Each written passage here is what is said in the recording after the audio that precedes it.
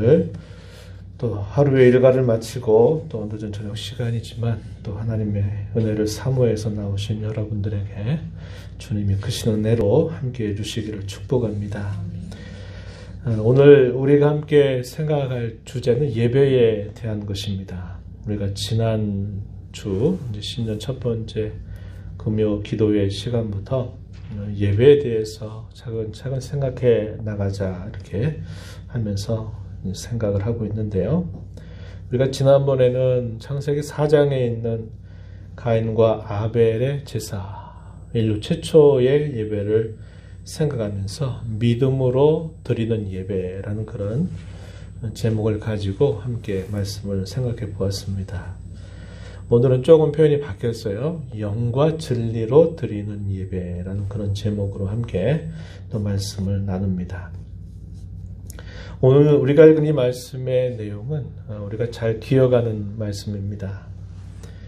수가성의 한 여인과 예수님과의 대화의 내용 속에 예배에 대해 말씀하시는 내용을 우리가 함께 읽었습니다. 이 수가성은 거기 표기된 것처럼 사마리아 지방에 있는 작은 마을입니다. 예수님께서 일부러 그곳을 제자들을 데리고 찾아가셨어요.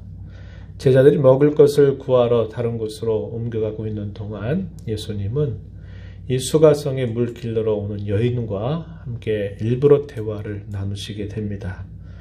그래서 그 가정에 있었던 여러 가정사에 관한 말씀들을 하나하나 말씀을 하시더니 그 여인이 깜짝 놀라게 됩니다. 어떻게 한 번도 만나지 않은 낯선 남자가 자기의 과거에 대한 이야기를 다 알고 있는지 너무 깜짝 놀라게 됩니다. 그러면서 이 여인이 뭐라고 말하냐면 당신은 선지자가 아닙니까? 선지자인 것 같습니다. 이렇게 말합니다. 왜냐하면 한 번도 만나지도 않은 낯선 남자가 자기의 과거의 그 삶의 내용들을 너무나 잘 알고 있기 때문이었어요. 이 여자는 그가 선지자라고 하는 생각을 하면서 대화의 화제거리를 다른 곳으로 돌립니다. 그러면서 무슨 얘기를 하냐면 예배하는 장소에 관한 이야기를 하게 돼요. 사마리아인들은 유대인과 다른 이방인들 사이에서 태어난 사람들이 주로 이룹니다. 혼혈족들이에요. 우리가 전에 열왕기하, 열왕기상하 말씀을 읽으면서 북이스라엘 나라가 패망하게 됐을 때 이 아수르 나라가 3인 정책이라고 하는 것을 펼칩니다. 이스라엘 땅의 수도였던 이 사마리아에 본래 살고 있는 사람들은 자신들의 나라로 포로로 싹 끌어가고 그리고 거기에 남는 사람들이 좀 있었겠죠. 그리고 자기의 그 살고 있는 민족에 있는 사람들을 이 사마리아로 옮겨서 여기서 살게 합니다. 그러다 보니까 이 아수르에 사는 이 민족 사람들과 그 다음에 북이스라엘 남아있는 사람들이 함께 섞여 살게 되면서 거기에 혼혈족이 생기게 된 겁니다. 정통 유대인들이 봤을 때는 이들에 대해서 좋은 감정을 가질 수가 없는 거예요. 그래서 그때 이후로부터 오랜 시간이 흘러가는 동안 서로 앙숙처럼 여기는 겁니다. 유대인들은 그들을 두고 유대인이라고 말하지 않아요. 아주 이방인처럼 취급하는 그런 모습이 있었다 하는 겁니다. 그래서 이 사마리아에 있는 이 혼혈족들은 자신도 하나님을 섬긴다 그러면서 어디에서 하나님을 주로 예배하냐면 그리심산이라고 하는 곳에서 예배를 해왔습니다. 오랜 시간 동안 그렇게 해왔어요. 그러면 정통 유대인들은 어디에서 예배를 했을까요? 예루살렘 성전에서 했겠죠.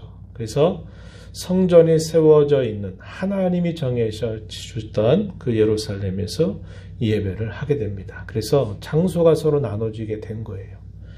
이 수가성 여인이 예수님에게 묻는 겁니다. 당신들 유대인들은 예루살렘에서 예배를 하고 우리는 이곳 사마리아에 있는 그리심산에서 예배를 한다. 이렇게 이 사실을 이야기해 줍니다. 그래서 이 당시까지만 해도요. 굉장히 장소가 상당히 중요했어요. 그리고 그것은 구약의 율법에 의해서 아주 강하게 강조되었던 부분이기도 했습니다. 왜냐하면 우리가 이스라엘의 역사를 보게 되면 북이스라엘 나라든지 또 남유다든지 간에 크게 종교가 부패하게 된 데에는 이 산당 제사라고 하는 것이 계속적으로 끊어지지 않았기 때문에 그 산당 제사는 이방인들을 섬기는 이방의 신들을 섬기는 그런 풍습들이 아주 많이 배어 있는 곳이었어요. 그러다 보니까 순수하게 하나님께 예배를 하지 못하게 됩니다. 그래서 이 산당 제사를 끊어내는 것이 그 왕조가 번영을 누리게 되고 성공을 하느냐 하지 않느냐 하는 것을 결정할 만큼 굉장히 중요한 문제였어요. 그리고 우리가 잘 아는 히스기야 왕 같은 경우에는 이런 산당 모든 제사들을 다 끊어버리면서 아주 철저한 종교개혁을 이루게 되면서 그가 하나님께로부터 큰 은혜를 입었던 것을 우리가 기억합니다. 그래서 하나님이 정해주신 예루살렘 외에 다른 곳에서 함부로 제사한 일을 다 근절해버리도록 철저한 종교개혁을 이루게 돼요. 그래서 이 구약시대 때는요, 이것이 굉장히 중요했습니다. 그래서 유대인들은 예루살렘 성전에 그곳으로 나아가서 그곳에서 하나님께 예배를 올렸던 것입니다. 그것이 오랜 시간이 지나고 나서도 계속되었던 거예요. 그런데 예수님이 뭐라고 말씀하시냐면 한 번도 들어보지 못한 이야기를 이 여인에게 건네줘요. 뭐라고 말씀하시냐면 21절 이렇게 말씀하십니다. 이 산에서도 말고 예루살렘에서도 말고 거기에 주님의 관심이 거기 없다는 것을 이야기해 줍니다. 뭐라고 말해요? 너희가 아버지께 예배할 때가 이르리라 이렇게 말합니다. 이 말은 장차 이르겠다 하는 말처럼 보이지만 이 말은 그러한 때가 이미 임했다라고 말씀을 하는 겁니다. 구약시대에 그토록 보존되었던 모든 이 예배 혹은 제사는 예루살렘 성전과 긴밀하게 연결이 되어 있었어요. 그런데 예수님께서 이 땅에 오시고 나서는 이제 이런 장소에 국한돼서 거기에서만 하는 그 예배가 이제는 완결이 되어서 그게 더 이상 필요 없는 때가 됐다. 이렇게 말씀을 하시는 겁니다. 이 말은 구약의 모든 제사가 이제 종결이 되고 새롭게 시작된다 하는 것을 말씀해 주는 이야기였습니다. 이제부터는 예루살렘이든 거리즘산이든 그 어떤 곳이든 하나님께 자유롭게 예배할 시대가 열렸다. 예수님이 이렇게 말씀을 하시는 겁니다. 오늘날로 말하면 잘 지어지고 멋있는 그런 예배당에서 예배를 드리든지 지하에서 예배를 드리든지 대한민국에서 예배를 드리든지 아니면 다른 곳에서 예배를 드리든지 장소가 결코 중요하지 않다는 겁니다. 정말 중요한 것은 어떻게 하나님을 예배하느냐 하는 것이 중요하다. 이것을 예수님께서 말씀해 주고 계신 거예요. 구약 예배가 종결된다 이걸 말씀하시는 것이고 무엇의 제한이 사라지는 것이 될까요? 그렇죠. 장소의 제한이 이제 더 이상 필요 없다라는 것을 예수님이 말씀해 주시는 내용입니다. 그러면서 예수님이 계속 이어서 이제 말씀을 하세요. 이 여인이 들었을 때는 굉장히 충격적인 말이 계속 이어지고 있는 셈이죠. 물론 유대인들에게 있어서도 마찬가지로 너무 충격적인 말씀들을 예수님이 하고 계신 것과 같습니다. 뭐라고 말씀하시냐면 23절 가서 보면은 이렇게 말합니다. 참으로 아버지께 예배할 때가 이른다 이렇게 말씀하시고서는 아버지께 참되게 예배하는 자들은 영과 진리로 예배할 때가 온다. 곧 이때다. 곧 지금이다. 이렇게 예수님께서 말씀을 하십니다. 아버지께서는 자기에게 참되게 예배하는 자를 찾고 계신다. 이렇게 말씀하셨어요. 그러면서 그럼 참되게 예배하는 그것이 무엇인가 라고 말씀하실 때 이제 우리가 너무나 잘 아는 24절 말씀 하고 있습니다. 한번 우리 함께 다시 한번 읽어봅니다. 하나님은 영이시니 예배하는 자가 영과 진리로 예배할지니라. 아주 짧은 말씀이지만 이 말씀 속에 굉장히 중요한 예배 핵심이 여기에 담겨 있다는 것을 우리는 알아야 합니다.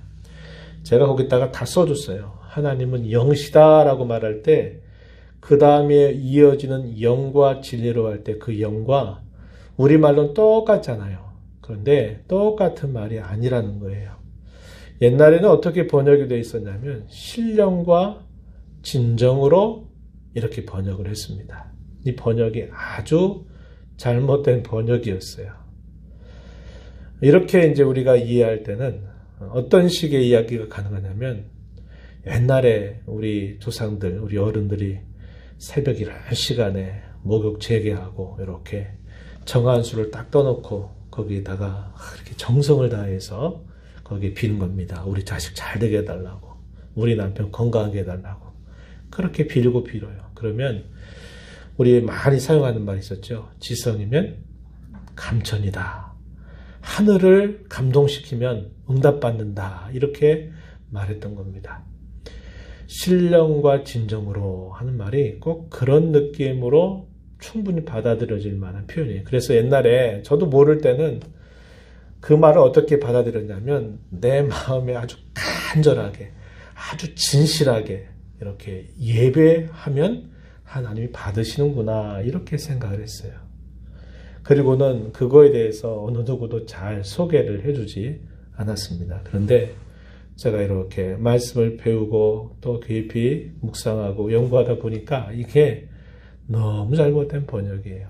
그래서 이제 개역개정 성경으로 하면서는 이거는 반드시 시정해야 된다. 그래가지고 문자 그대로 번역한 것이 영과 진리로 예배한다. 이렇게 표현을 바꾼 겁니다. 그래서 하나님이 영이시다. 그러니 영과 진리로 예배한다. 그럴 때 하나님이 영이시다라는 말과 그리고 영이시니까 영으로 진리로 예배한다. 이 말을 같은 표현으로 받아들이게 되면 이것도 우리에게 오해가 된다. 이 말이에요. 그래서 하나님은 영이시다라고 말할 때는 하나님이 누구이시냐라고 말할 때 가장 순수하신 영이다.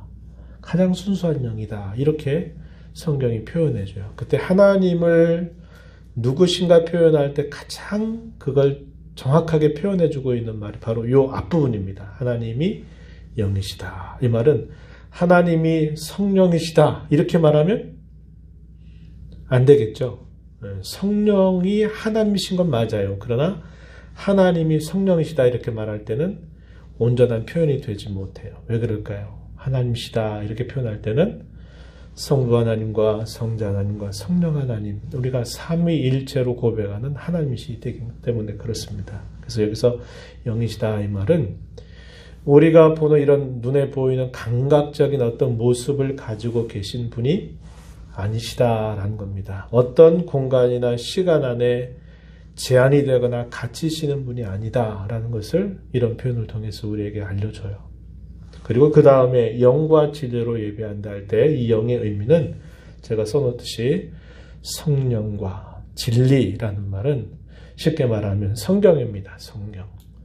하나님의 말씀으로 드리는 예배. 이것을 참된 예배다. 이렇게 말하고 있는 겁니다. 여러분들이 꼭 이 표현들을 꼭 머릿속에 담아주세요. 그래서 여러분들이 기도하실 때 어떤 분은 이제 여전히 기도하실 때 보면 신령과 진정으로 이렇게 또 아직도 사용하시는 분이 계세요. 여러분 중에 계신지 모르겠어요. 제가 가끔 기도하는 표현들을 들어보면 여전히 그 표현들, 옛날에 내가 암송했던 구절이기 때문에 그 표현 그대로 이렇게 아직도 표현하시는 분이 있어요. 바꾸셔야 됩니다. 그렇게 말하면 안 되고 성령과 진리 안에서 이렇게 하든지 아니면 성경의 표현 그대로 영과 진리로 예배하게 해달라 이렇게 기도를 표현하면 좋겠습니다. 자, 그러면 이제 우리 거기 2번으로 한번 가서 진정한 예배라고 말할 때 몇 가지 중요한 조건들이 있어요. 우리가 알고 있는 내용들이지만 한번 짚어보려고 합니다. 그리고 다음 시간부터는 예배를 이루고 있는 아주 중요한 요소들을 우리가 조금씩 살펴가면서 우리 예배를 점검하고 새롭게 하게 되기를 바랍니다. 먼저 예배 이렇게 말할 때 우리의 예배를 받으시는 대상을 우리가 먼저 생각합니다. 그 대상은 우리가 잘 알듯이 하나님이세요. 근데 이렇게만 말할 때는 구체적이지 않습니다. 우리가 예배를 드리는 대상은 하나님이신데 어떤 하나님? 삼위일체 하나님이시다. 이 표현을 꼭 기억해 두셔야 됩니다. 성부 하나님도 우리의 예배의 대상이 되고 동시에 성자 하나님도 우리의 예배의 대상이 되시고 성령 하나님도 우리의 예배의 대상이 되신다는 겁니다. 이단들의 가장 결정적인 문제는 무엇을 부정하게 만드냐면 이 삼위일체를 부정하게 만들어요. 오늘날 우리 한국 교회에 득세하고 있는 신천지라든지 하나님의 교회나 이런 모든 이단들 또 여호와 증인을 포함해서 모든 이단들을 결국 식별해낼 때, 분별해낼 때 뭘 가지고 우리가 분별할 수 있냐면 삼위일체 하나님을 제대로 고백하고 있는가 하는 것을 살펴보면 어디에 문제가 있구나 하는 것을 발견하게 됩니다.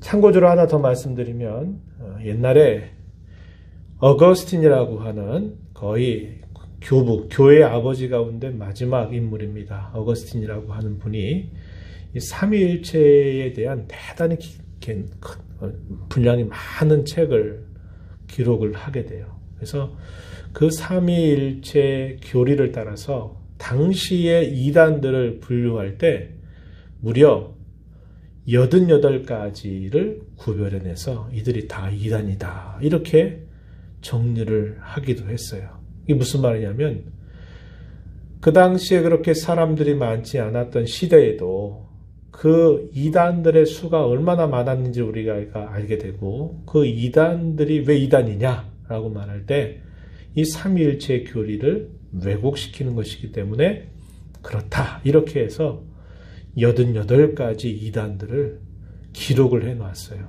오늘날 우리 시대에 있어서도 모든 이단들을 식별해낼 때 삼위일체 교리를 정확하게 고백하느냐 고백하지 않느냐를 따라 이단이다 아니다 정확하게 분별해낼 수가 있습니다.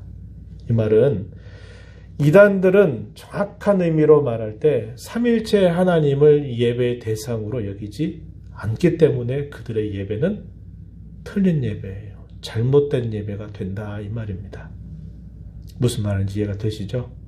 왜냐? 그들은 하나님을 그렇게 믿지도 않고 그렇게 전하지도 않고 가르치지도 않기 때문이에요. 예수님을 하나의 뛰어난 선지자로 본다든지 성경 당시에도 그랬어요. 많은 사람들이 그렇게 여기기도 했습니다. 선지자로 본다든지 또 성령 하나님의 하나님 되심을 부정하고 마치 성령을 마치 어떤 능력이나 힘 정도로만 생각을 하게 만드는 것도 역시 잘못된 거예요. 옛날에 부흥 집회하게 되면 부흥사 목사님들이 막 손에서 지금 성령이 내 손에서 나간다 이렇게 말하면 성령을 뭐로 취급한 겁니까? 자기가 꼭 마치 이렇게 부릴 수 있는 그 어떤 힘이나 능력처럼 이렇게 말하는 것도 대단히 성령님을 욕되게 하는 그런 행위에 해당되는 겁니다. 그런데 당신은 그걸 모르는 거예요. 그냥 성령 하나님의 능력을 말한다고 하면서 성령이 지금 내 손에서 나가니까 빨리 지금 받으라고 막 이렇게 말을 한 거예요. 모르는 신자들은 그런 줄 알고 또 그냥 받겠다고 막 그렇게 막 했잖아요. 그러니까 결국 말씀드리는 요지는 이단들은 정확하게 하나님을 예배하지 못한다는 거예요. 네, 삼위일체 하나님을 믿지 않기 때문에 그러하다 하는 겁니다. 그래서 꼭 그걸 기억하시고 그래서 우리가 예배할 때요. 예배할 때 한 분 하나님을 우리가 늘 생각하면서 찬양도 드리고 기도도 올리고 또 말씀도 들어야 되지만 그 한 분 하나님이라 그래서 마치 성부 하나님만 이렇게 생각하면 안 되고 항상 성자 하나님과 성령 하나님 공이 우리의 찬양과 경배를 받으실 분이다라는 것을 꼭 기억을 해야 돼요. 이게 이제 우리가 나중에 가서 이야기하겠지만 기도할 때도 마찬가지입니다. 기도할 때도 삼위일체 하나님에 대한 그 표현과 고백이 적절하게 잘 표현되도록 노력을 기울여야 돼요. 근데 우리가 되게 그런 부분들에 대해서 별로 주의를 기울이지 않고 하고 있을 때가 많아요. 그래서 이런 부분도 우리가 고려되고, 하나님 앞에 그럼 누가 예배를 할 수 있느냐? 그럴 때 아무나 와가지고 예배당에 있다 그래서 다 예배가 되는 것도 아니고, 또 이 예배가 하나님께서 받으실 만한 예배가 된다고 할 때에는 아주 중요한 요건이 있어야 되는데, 그게 뭐냐면 삼위일체 하나님에 대한 신앙의 고백이 분명히 있는 사람이 된다, 이 말입니다. 그래서 이 말은, 자, 사도신경으로 신앙을 고백합시다. 그래서 사도신경을 외우면 그러면 예배자가 된다, 이걸 말하는 것이 아니에요. 우리가 그저 주문처럼 외우는 그 입술의 고백만으로 사도신경 고백하니까 그저 나는 예배자다, 이렇게 여길 수가 없다, 이 말입니다. 어떤 사람은 그저 믿습니다.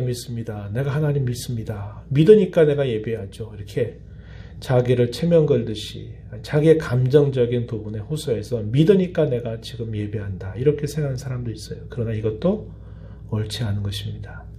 그래서 분명하고도 진실한 공적인 고백이 있어야 되는데, 역시 그 고백도 삼위일체 하나님에 대한 정당한 고백이 있는 사람이어야 돼요. 그리고 그 고백이 진실한 사람의 예배를 하나님께서 받으신다, 이것을 꼭 기억을 해야 됩니다. 그래서 왜 교회 가운데 세례를 줍니까? 유아 세례를 받은 사람은 때가 되면 입교식을 거쳐서 세례교인으로 인정을 하고, 또 믿지 않는 사람들을 또 학습이나 이런 절차를 통해서 왜 세례를 베푸냐면, 이 세례를 베풀 수 있는 중요한 자격 요건이 하나님께 대한 공적인 신앙의 고백이 있기 때문에 그러한 사람들에게 세례를 주는 겁니다. 그래서 우리가 알듯이 세례할 때 그냥 세례 베푸는 목사와 세례 받는 세례자만 있으면 되는 게 아니라, 거기에는 항상 누가 있어요? 세례를 함께 이미 받은 모든 신자들이 하나님 앞에, 그리고 여러 증인들이 돼서 그 사람의 신앙의 고백을 함께 듣고, 그리고 그것을 확인하면서 그가 공적으로 세례를 받게 되는 거예요. 그래서 그런 의미에서 정당한 신앙의 고백이 있고 세례를 받는 사람, 이런 사람이 진정한 예배자로 자격이 주어진다 하는 것을 우리가 확인합니다. 그리고 그럼 우리가 하나님께 예배를 왜 합니까? 라고 말할 때 많은 이야기 할 수 있죠. 하나님께 은혜 받으려고요, 이 말을 하시는 분도 있고요. 하나님께 구원 받으려고요, 이렇게 하시는 분도 있고, 조금 나아가서는 내가 구원 받았으니까 하나님께 예배하죠. 제가 마땅히 할 일이니까 예배하죠. 그래서 예배한다, 이렇게 대답하시는 분도 적지 않습니다. 그런데 꼭 기억하세요. 여기 표현대로 예배의 진정한 목적은 무엇이냐, 이렇게 정리하면 가장 좋습니다. 하나님과의 만남과, 가로 안에 무슨 말이 들어가면 좋을까요? 만남과 교제입니다. 하나님과의 만남과 교제. 물론 이 만남과 교제란 말은 뗄 수 없어요. 왜 만나요? 사람 왜 만나요? 교제하려고 만나죠. 그죠? 교제하려고 만나는 거예요. 우리가 왜 코로나 시대에도 왜 하나님 앞에 만나러 와야 됩니까? 그분과 교제를 나누기 위해서. 그분과 교제. 또한 함께 같은 신앙을 고백하는 성도들과의 교제를 위해서 함께 우리가 만나는 겁니다. 예배 요소 가운데 우리는 자주 하지 못하지만 이제 성찬이라고 하는 것도 있어요. 성찬식은 우리가 함께 만남을 통해서 참여해야만 돼요. 어떤 교회들은 그렇게도 하더군요. 각자에게 한 사람씩 이 세트, 포도주하고 이 세트를 나눠줘가지고 온라인으로 자, 기도할 테니까 이렇게 한 다음에 자, 이제 마시세요. 그러니까 마시고. 이건 성찬의 의미를 대단히 왜곡하는 일에 해당이 돼요. 그런 식의 성찬은 바르지 않습니다. 그래서 차라리 다시 만나게 될 때를 기다릴지언정 그렇게 하는 것은 바람직하지 않아요. 그래서 만남은 교제를 위한 겁니다. 그래서 우리가 하나님 앞에 예배하는 중요한 목적은 우리를 구원하신 그 하나님을 만나고 그분과 교제를 나누기 위해서 하나님 앞에 예배하는 것이다. 이렇게 꼭 기억을 하시기 바라요. 하나님과 교제한다. 이 말은 전에도 금요기도회 때 그런 말씀 나눴어요. 교제의 조건은 주기도 하고 받기도 하는 겁니다. 서로 주고 받고 하는 것을 통해서 교제가 이루어지게 돼 있어요. 내가 어떤 아주 멋진, 여러분들이 해도 안 되겠지만 어떤 젊은 처녀가 아주 멋진 어떤 남자를 참 멋있어가지고 사랑하고 좋아해요. 그래서 막 보기만 하면 막 마음이 막 쿵쿵거리고 가슴이 뛰고 그러는데 그 사람은 그걸 전혀 알지 못한다. 그러면은 이 교제가 될까요? 만나면 안 돼요. 이걸 짝사랑이라 그래요. 짝사랑. 혼자서 일방적으로 하는 사랑. one side love라고 말해요. 한쪽 편에서만 사랑하는데 그 상대방은 전혀 그런 걸 모르는 겁니다. 이래가지고 교제가 이룰 수가 없어요. 우리가 하나님 앞에 기도할 때도 마찬가지요. 찬양을 들을 때도 마찬가지요. 설교 말씀을 들을 때도 마찬가지예요. 설교자가 그냥 무조건 그냥 일방적으로 다 얘기한 다음에 딱 말했으니까 끝. 이렇게 되면 안 된다 이 말이죠. 그 말씀을 듣는 성도들이 마음속으로 반응이 계속 일어나야 돼요.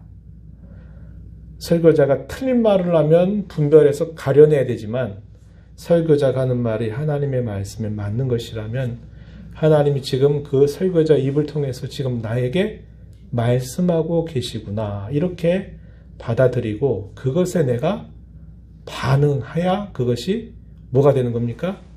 교제가 이루어지는 거예요.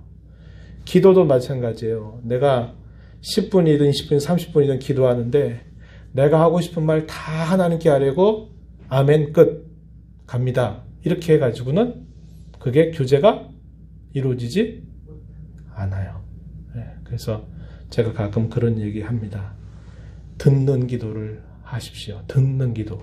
기도는 한 건데 왜 들으라고 그러세요? 그 말은 기도를 할 때 하나님의 뜻과 마음을 살펴서 잘 생각하면서 기도하는 거예요. 그냥 막 정신없이 무의식적으로 막 하는 게 아니고 기도를 받으시는 하나님을 깊이 생각하면서 기도하고 그분의 뜻이 무엇인가를 내가 또 들은 마음으로 헤아리고 그래서 기도도 하나님과 교제가 이루어지려고 하면 나만 일방적으로 많은 말 쏟아내고 그냥 아멘하고 가면 되는 게 아니라 하나님이 무엇을 원하실까를 내가 기도하면서도 생각하고 내가 알았으면 조용히 묵상하듯이 기다리면서 하나님의 뭘 원하실까를 또 듣는 마음으로 기다리기도 하고 이렇게 될 때 이 기도가 뭐가 되는 겁니까? 교제가 되는 거예요. 근데 우리는 그런 거를 여태까지 별로 신경 안 썼어요. 그냥 내가 예배 시간 참여해서 예배 시간 순서들 따라서 하면 예배했다라고 말하고 내가 하나님께 하나하나 이렇게 아뢰가지고 기도했다. 그럼 기도 나는 했다라고 말하고 나는 곡조를 붙여서 찬송을 따라 불렀으니까 찬송을 했다. 그러니까 하나님은 받으셨다. 이렇게 생각하고 끝내버려요. 근데 그렇지 않다는 거예요. 그래서 예배는 하나님과 깊이 만날수록 좋죠. 인격적으로 만나고 그 만남을 통해서 교제하는데 여기 가로에 제가 써놨어요. 하나님이 우리에게 주시는 게 뭘까? 모든 걸 주시지만 특별히 예배 가운데는 가장 대표적인 게 뭐냐면 설교도 하나님 우리에게 주시는 거죠. 설교자는 그분의 말씀을 이런 뜻이다라고 이렇게 풀어주면서 이렇게 하나님이 하라고 말씀하시니까 우리는 이렇게 해야 됩니다. 라고 말하는 게 설교입니다. 그 설교에는 자기 나름대로의 생각, 자기 이야기 이런 것들은 가급적 배제가 되고 말씀이 그대로 잘 드러나도록 해주는 역할을 해주는 거고 그것을 데살로니가 성도들처럼 뭐를 받는다고요? 사람의 말로 받지 않고 뭘로 받는다고요? 하나님의 말씀으로 받아서 그 말씀을 따라 살다 보니까 그게 그들의 삶의 변화가 이루어지고 능력이 나타나고 그 믿음의 소문이 지역 사회에 두루두루 퍼져나가면서 믿음의 역사, 또 소망의 인내, 사랑의 수고, 이러한 소문이 나는 본이 되는 그런 교회가 되었던 것을 우리는 기억합니다. 그래서 가장 대표적인 게 설교. 그리고 아까 말씀드린 성찬. 성찬은 설교의 가장 좋은 보조인데요. 성찬은 내가 직접 받아서 먹기도 하고 마시기도 하죠. 이것을 두고 뭐라고도 말하냐면 보이는 말씀이다. 성찬은 그렇게 표현했어요. 말씀은 보이지 않아요. 그죠? 그런데 성찬은 말씀이 마치 우리의 시각으로, 우리의 감각으로 보여주도록 하나님이 우리에게 주시는 선물이에요. 그래서 이 성찬은 하나님이 우리에게 주시는 영적인 식탁이 되는 거죠. 그럼 우리가 하나님께 그러면 이런 걸 받고 뭘 드릴까요? 기도를 우리가 뭐 한다 그래요? 드린다 그러죠. 기도도 하나님 앞에 드리는 겁니다. 그건 하나님께 주신 것에 대한 우리의 반응이죠. 또 찬송이라고 하는 것도 역시 마찬가지입니다. 찬송. 기도와 찬송은 아주 비슷해요. 근데 뭐가 다르냐면 기도는 우리의 입술로, 우리의 음성으로만 하는 거지만 찬송은 거기에 뭐가 붙냐면 곡조와 리듬이 붙어서 이렇게 드리는 것이 돼요. 그런 의미에서 기도와 찬송은 구별이 돼요. 그러나 매우 비슷해요. 이걸 우리가 어디서 확인하냐면 시편에 있는 모든 것은 하나님 백성들의 찬송집이에요. 물론 이것은 다윗이 기록하고 많은 사람들이 기록하지만 그것은 성령 하나님의 영감으로 기록된 하나님의 말씀이죠. 그래서 시편은 하나님의 백성들의 영감된 찬양이에요. 그래서 옛날에는 여기에 뭐가 붙었냐면 곡조가 다 붙어서 이렇게 했어요. 그런데 이게 시간이 많이 흘러가다 보니까 그 곡조가 사라져 버렸어요. 뭐가 남았냐면 가사만 남은 식이 된 겁니다. 그래서 시편은 찬송이었는데 그것이 곡조가 빠져버리니까 그냥 우리가 듣는 시처럼 들려요. 그래서 우리 종교개혁자들이라든지 또 고대의 많은 신자들이 여기에다가 곡조를 만들어가지고 시편을 곡조를 만들어서 옛날에 불렀던 동일한 시편의 그 음은 이미 사라져버렸지만 그 시대의 좋은 가락을 거기에다가 붙여서 이 시편에 있는 노래들을 계속 부르게 된 거예요. 종교개혁자들이 또 이런 시편의 노래들을 또 곡조를 붙여서 불렀고 그것이 우리에게 유산으로 남겨지는 일이 있게 된 겁니다. 우리가 드린 헌금도 마찬가지예요. 그럴 때 우리가 하나님과 이렇게 만나고 교제하는데 가장 요구되는 게 있어요. 뭐가 요구될까요? 믿음이 요구돼요. 우리 지난 금요일날 살폈던 것처럼 믿음. 그래서 시브리서 11장 6절에 보니까 하나님 믿음이 없이 하나님을 기쁘시게 하지 못한다. 하나님께 나아간다. 이 말은 하나님을 만나러 나아가는 거죠. 나아가는 자는 반드시 그가 뭐 하신 것과 계신 것 이렇게 표현했는데 이 말은 하나님이 살아계시다. 하나님이 지금 이 자리에 임재하고 계시다. 심지어는 이 자리에 누구도 있다 그랬어요? 천사들까지 이 자리에 예배하는 자리, 주의 이름을 모이는 자리 천사들까지도 함께하고 있다고 성경이 우리에게 가르쳐 주고 있어요. 그러니까 이 자리가 별거 아닌 자리가 아니에요. 사람이 몇 명 안 모였다 그래서 아유 이게 뭐야? 가 아니고 우리가 모이는 주의 이름으로 모이는 그곳에는 하나님께서 그곳에 임하시고 또 거기에는 천군과 천사들이 함께 그 예배의 자리에 함께하고 있다는 것을 성경이 우리에게 말해줘요. 그래서 이걸 기억한 겁니다. 그가 계신 것과 또한 자기를 찾는 자들에게 뭘 주신다고요? 상 주시는 이심을 믿어야 한다. 이 말은 간절히 찾는 자들에게 하나님이 반드시 응답하신다. 보답하시는 분이다. 라는 것을 믿고서 하나님 만나러 나가야 된다는 거예요. 그래서 우리가 예배를 행할 때 기도를 하든 찬송을 드리든 말씀을 듣든 또 교독을 하든 신앙 고백을 하든 무엇을 하든지 간에 거기에는 뭐가 있어야 된다? 반드시 이런 믿음이 있어야 된다. 이것이 굉장히 중요하다 이 말입니다.